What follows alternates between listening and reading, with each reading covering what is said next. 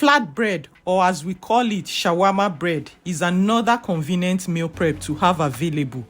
This my recipe is so easy to make. You need only 4 ingredients: flour, salt, milk, any type of milk, whether dairy milk or plant milk, meaning you can mix powdered milk with water or use whole milk or tiger nut milk or coconut milk. It will give it coconut flavor, or almond milk. Any type of milk means any type of milk.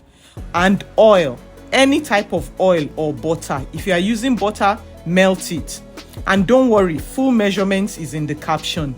This portion makes 10 flatbreads depending on the size, and you can triple or even quadruple the ingredients to make more. Don't worry about it being perfectly round when making it. Mine is never round safe, but it always wraps perfectly for whatever we use it for. And do you know how many things you can use this for? As shawarma wrap, obviously, but it's not only for shawarma. Other ingredients can be stuffed inside. Any day you are rushing, fry egg and wrap it inside. You can also slice veggies with fish, chicken, or meat and wrap inside. Use it to make quick pizza. Don't worry, I'll show you how.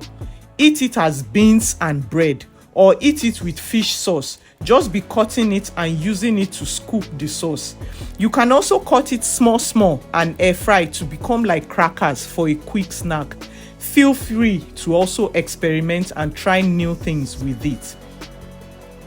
And the good thing about making this yourself is that, number 1, you know exactly what is inside. No preservatives, no additives. Number 2, it is far cheaper than buying.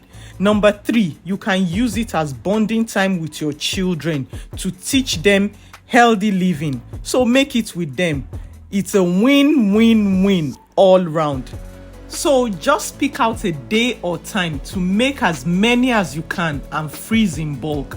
It can stay up to 6 months in the freezer as long as it remains frozen. And the way to defroze them is the same way you made them. Place in a hot pan on low heat till warm and soft again. Do this 1 flatbread at a time, please. Don't stack them to warm so it can heat up properly and thoroughly. By the way, you really don't need kitchen tissue between each piece like I did. I only do that to prevent them sticking together when frozen, because I don't bring out everything at once to warm. That's it for now. I'll see you in my next video.